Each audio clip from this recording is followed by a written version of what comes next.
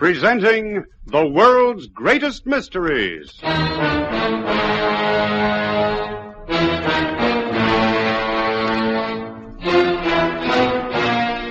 And now, your host. This is Basil Rathbone. In drama and fiction, newspaper men are invariably tough, hard-boiled characters. In real life, it's not necessarily true, although several newspaper men I've known were as colorful as anything fiction has ever had to offer.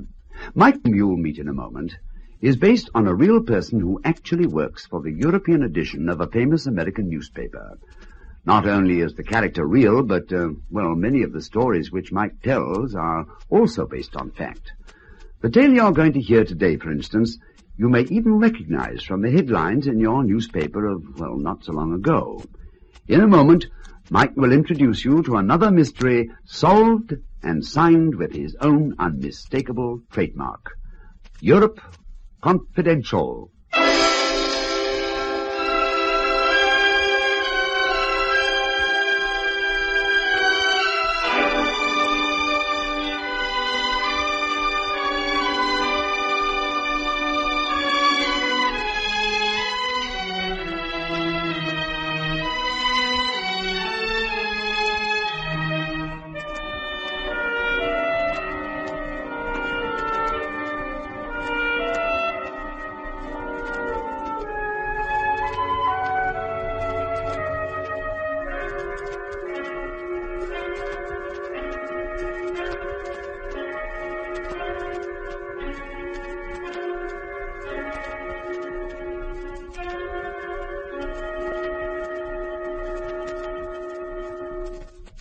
Presenting Europe Confidential. Open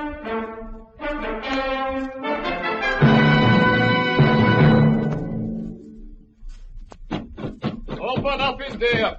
Open up! That is my lieutenant.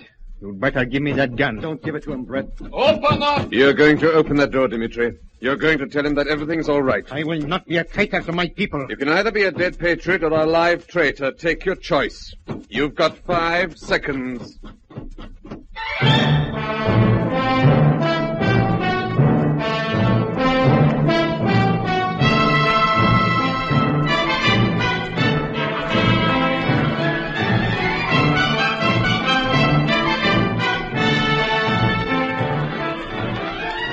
In a moment, we'll bring you Lionel Murton as Mike Connoy, the Paris correspondent of a famous American newspaper, in another exciting story in our series, Europe Confidential.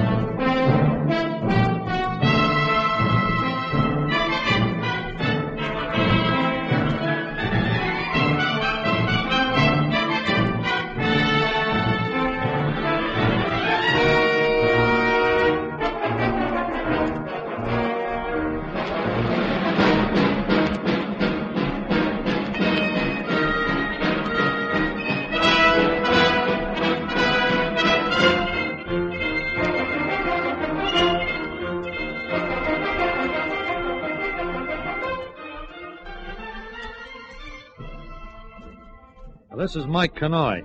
I work for an American paper in Paris, but I was away off my beat that time 2 years ago when I ran into trouble down in southern Europe. I was in one of the small Balkan states where trouble flares up occasionally. The name of the country doesn't really matter now, but it was small, it was corrupt, and it was explosive. In Paris, we had word that the reigning party was likely to be overthrown any day. So I was in the capital to cover the story and maybe get something special for my column, Europe Confidential. That's how I came to meet up with Steve Holliday again, outside my hotel one day in the central square of the city.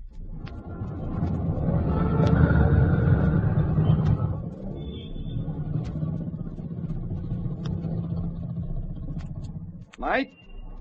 Mike Connoy. Well, I'll be Steve Holliday. In the flesh, boy. Say, the last time I saw you was in New York, just after the war. What are you doing here, of all places? Well, I came down to cover the story. So you've heard about the situation, eh? Yeah, we've heard rumors. You think it's true? You're darn right, it's true. Not that I'm officially in the know. I just work for an oil company, but the balloon's gonna bust anytime. Mm-hmm. You gonna stick around? Not if I can help it. That's why I'm in town. Say, listen, Mike, for old time's sake, maybe you could help me.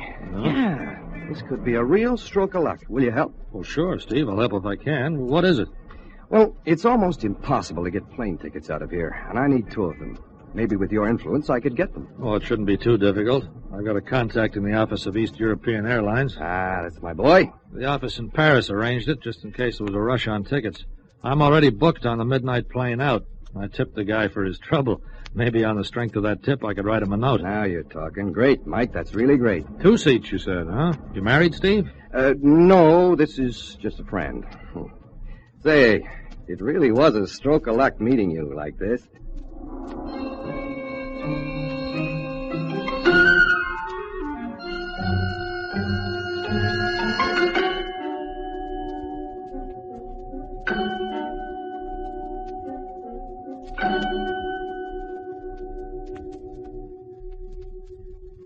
I hadn't known Steve Holliday well, but I was glad to help out. I wrote him a short note of introduction, and he went on his way. I went on mine. In the normal course of events, I probably wouldn't have heard from him again, or even known what had happened. But I heard this story later, and the parts I didn't hear I pieced together so that I had a pretty fair picture of what happened. It was around noon when I left Steve Holliday. By the time he got back to the Monahan house, it must have been after 2 p.m. Steve. Hello, honey. Where's Brett? He's gone. Gone to Bretner on business. Oh, Steve. Steve, I love you. Sure, I know, baby. Did you get the tickets? I had a stroke of luck. Ran into a journalist. Guy I knew from back home. Name of Mike Connoy. On a note from him to the ticket office, I got 2 seats. Oh, never mind how you got them, just as long as they're real. Just as long as we're getting out of this place. I can't believe it. Brett won't be home till tomorrow, and by then we'll be gone. Midnight plane. And just in time, I figure. Then there's really going to be trouble? It's brewing, honey. Strange that Brett never said anything to me about it. He's so close to General Strucker. Maybe that's why he's heard nothing. Because he's so close. When people plan to overthrow a government, the last who get told are the dictators and his friends. And Brett Monahan was known far and wide as one of General's trusted pals. Thank heavens we're getting out of this place. Maybe in a few weeks' time you'll realize just how lucky you were. I think before long, Brett's wife is going to be the least of Brett's worries.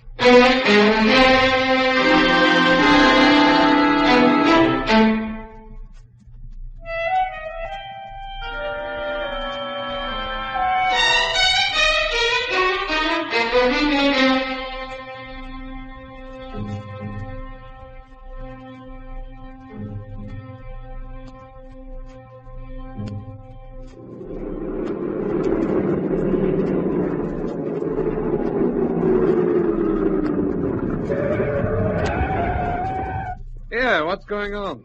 Why has this road control been set up? You have your passport, sir? What on earth for? We only obey orders. Your passport, please. Oh, it's here somewhere.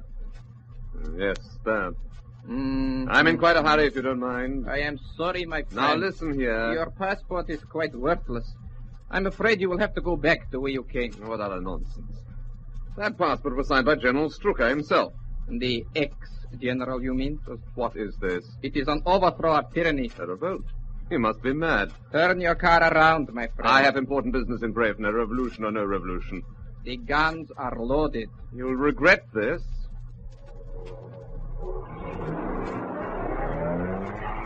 It is not us, my friend, who will do the regretting.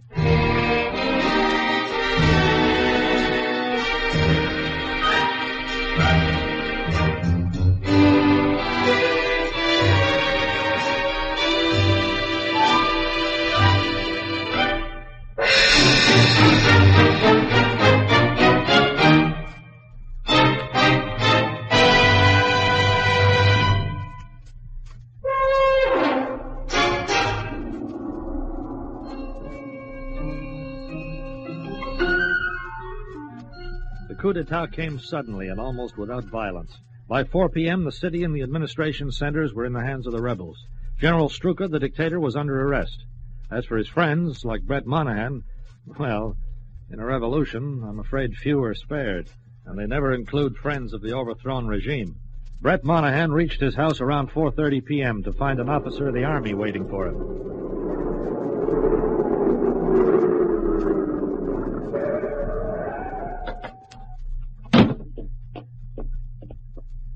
Put up your hands. Who the devil are you? Put them up. You are under arrest. What for? Turn around. Save your trouble. I've no gun. What's all this about? Your name is Monahan, is it not? Brett Monahan. You are under arrest for conspiring against the people of our republic. Conspiring against... What utter nonsense. It is in our records that you are a personal friend of Strucker, the tyrant. But I'm a British subject. Our records also show that you applied for and received the nationalization of our republic. I had to for business reasons. Your wife is inside? Yes. Excellent. I was about to go in and arrest you both when I saw your car approaching. I demand that you release me. My wife and I will get the first available plane out of the country. I am afraid that the only trip you will be making will be to the prison, my friend. Now listen to me. Come, we will collect your wife. Put that gun down, or Or you will what? Now I'll take the gun, my revolutionary friend. Get up. On your feet. Well, you're that cold.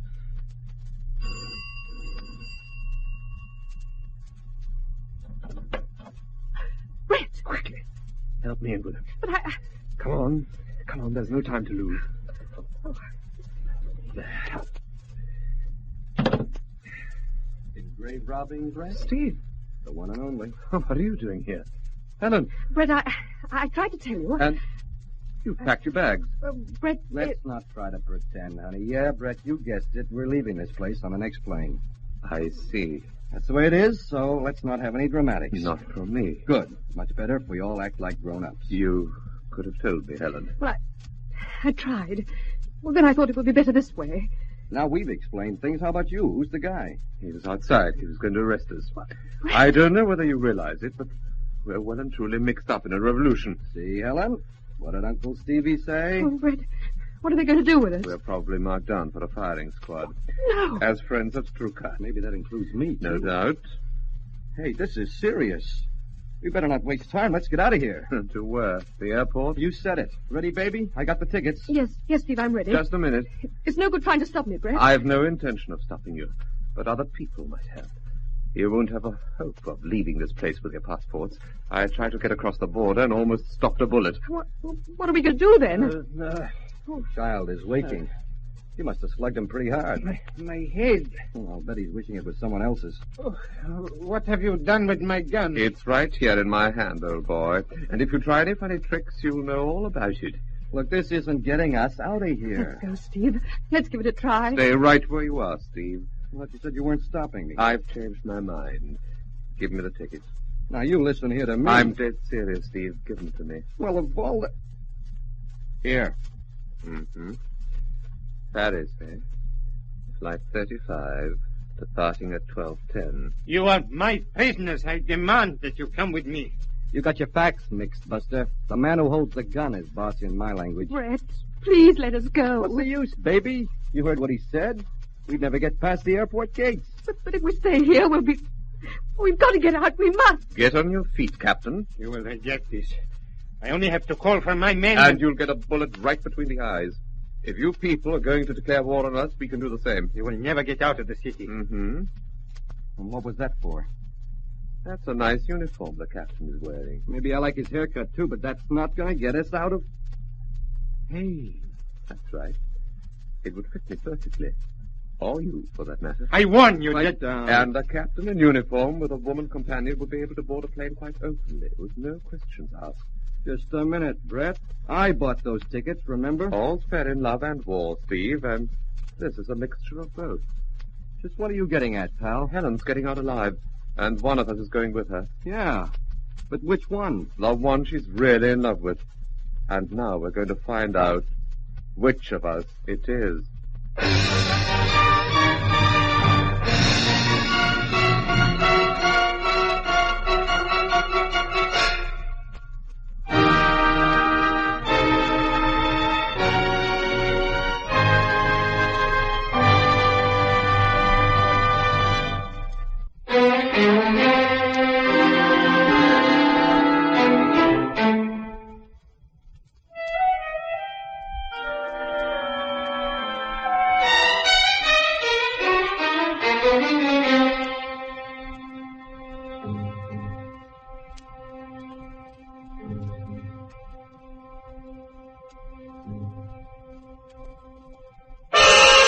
It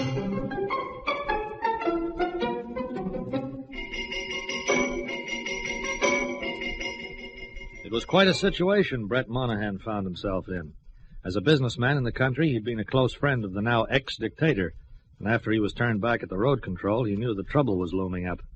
He'd driven home because his first thought was for the safety of his wife, but now he found someone else was just as concerned about her safety, and had been for quite a time. So they had 2 plane tickets between the 3 of them. Only one of us is going to board that plane, Steve, and I'm going to decide which of us it'll be. Well, it's pretty obvious, isn't it? Helen would hardly run off with me if she didn't love me. Right, Helen? I suppose so. You suppose so? What kind of talk is that? You might as well all surrender to me. It will be quite futile to try to escape. Pipe down, big boy, or you'll take another nap. What's your name, Captain? It is no business of yours. The punches I gave you last time were only beginners. What's your name? Dimitri. Show me your papers. This is an outrage. Your papers, please, Captain. Here. Mm-hmm. Anton Dimitri. All nicely signed and stamped by the leaders of the revolution. These will get us through anywhere. Listen, hadn't we better be making up our minds? There's not much use leaving for a few hours yet. That gives us plenty of time. Brett. Yes? Brett, there's no time to lose. We should get out of here. The only chances we have is to arrive at the airport just before the plane takes off. If we have to hang around, people might start asking questions. You said us. Meaning you and Helen? Not necessarily. Listen, I bought those tickets, and one of them is rightfully mine. This gun says the tickets belong to us. All 3 of us. And that I'll make the decision. Yeah, I guess it does. And it also says that I will face the firing squad in your place. That's very kind of you. I will have no choice in the matter. Our leader does not take kindly to officers who fail in their duty. That's your worry, Dimitri. Helen. Yes, Brett? Helen, why did you do it? Because you were tired of me? Brett, I want to know. Tell him, Helen. You've been tired of him for years. You were sick of the sight of him. You couldn't stand it any longer. No, that's not true. Hey, don't we change our minds a little fast? Come on, Helen. Is that true? Were you sick of the sight of me? I was sick of this godforsaken city. I was sick of the smells and the heat and the people, Brett. I just had to get away from it. You could have mentioned it to me. What good would that have done? You were stuck here for life. I could see that. And because you were tired of me, you decided to run off with Steve. Wasn't that a pretty drastic step? Oh, Brett, can't you understand? Open up in there! Open up! It is my lieutenant. You better give me that gun. Don't give it to him, Brett. Open up! You're going to answer the door, Dimitri. But You're going to tell him that everything's all right. I will not be a traitor to my people. You can either be a dead hero or a live coward. Take your choice. I refuse. You've got 5 seconds to open the door. And my gun's pointed right at your back. What is it, Lieutenant? Sorry, Captain, I thought... Must you bang on the door like a fool? What's the trouble? You said you were going to arrest the traitors when you did not show up. I thought... I'm having a last drink with them. They requested it. One grants the last request of all condemned. I am sorry, Captain. Now get yourself from my presence before I have you court-martialed. Yes, sir, I apologize once more again for it. Pretty good, Captain. I could have done better myself. It will mean the court-martial for me. I will be shot by my own soldiers. At least you'll be among friends. What time does the purge start, Dimitri? There will be no purge. Our people have already removed those holding positions of power. We do not intend to spill unnecessary blood. Listen, we were trying to decide something, remember? We're going to decide it here and now. Helen, Yes, Brett. do you still love me? Yes, I do. Now, wait a minute. You keep out of this. Helen, if I say I'm willing to take you back and forget everything, would you leave on that plane with me? Oh, darling, of course. Brett, let's get out of here. Now, right away.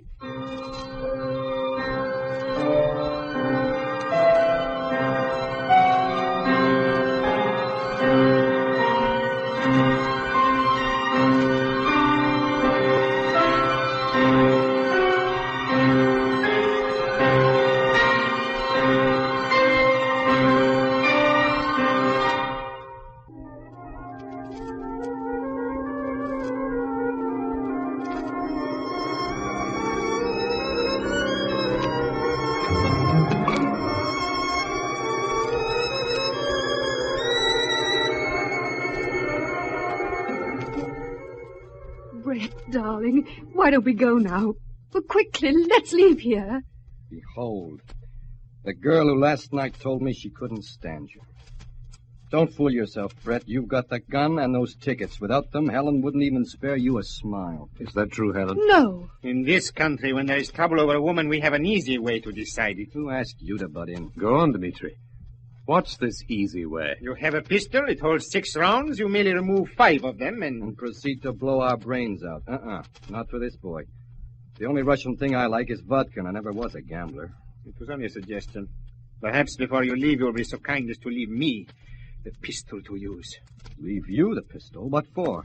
I would require only 1 bullet. It is better than disgrace. You're serious, then, about the firing squad? I'm afraid so. It is me who will be blamed for your escape. And one of us is going to keep you company. Well, who's it going to be, Brett? Helen, supposing I said you could go on that plane with Steve, what would you do? You'd do it, baby, wouldn't you? Would you? No, Brett. All right. You're quite free to walk out of here together. Well? Come on, baby. You're not joking. You heard what I said. Well, give me the tickets. Brett, get the tickets. Who do you love, Helen?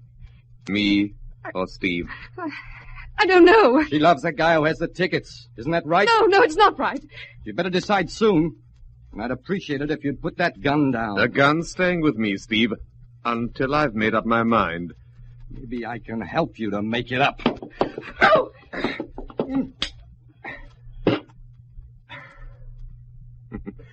I was a commander for 3 years, Steve. My arm. Get on your feet.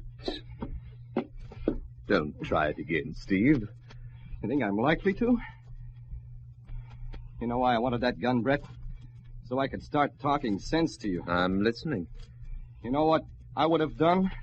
I would have said, come on, Brett, we're getting out of here. Just you and me. Steve! You would have done that? Sure. Honest. I thought you were in love with Helen. Did I ever say that? I'm in love with life. Come on, Brett, we're getting out. Don't you think you've got a duty to Helen? Duty nothing. Brett, don't listen to him. I love you. I've loved you all along. Can't you see that? When you have finished trying to make up your minds, give me that gun. For me, there's only one end to all this. Brett, take me back, please. I'm your wife. Yeah.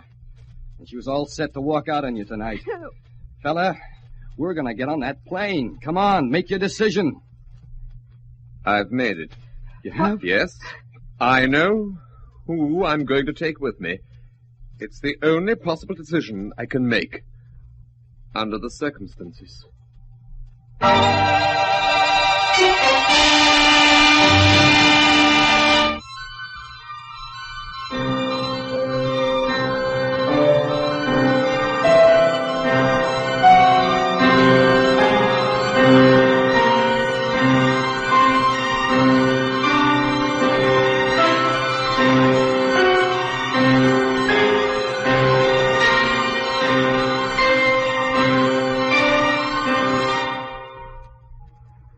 This is Mike Connoy again.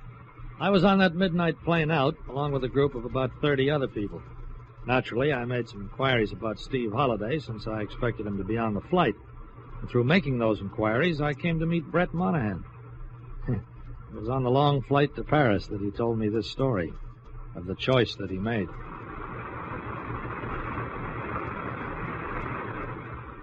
Well, there you are, Mr. Connoy. Sorry if Steve was a friend of yours. It was the only thing I could do under the circumstances. Well, forget it. Steve was no more than an acquaintance. I think he acted pretty badly. They'll get out. They won't put them in front of the firing squad as they would have my friend here. Mr. Monahan is a kind man, sir. He has done for me a great service. And think nothing of it. After all, Captain Dmitri, you were the one who most deserved the extra ticket.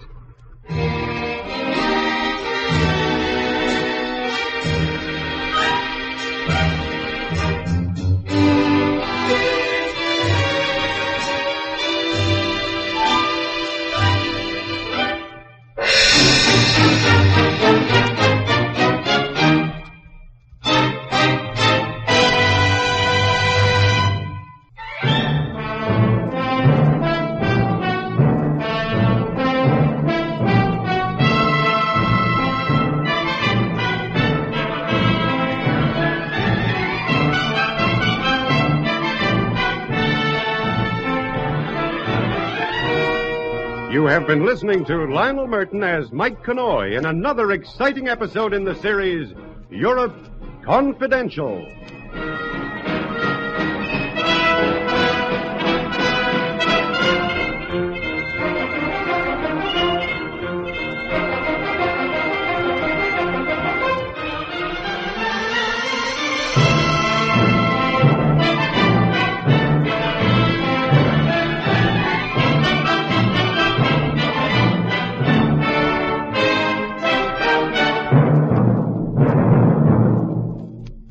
This is Basil Rathbone again.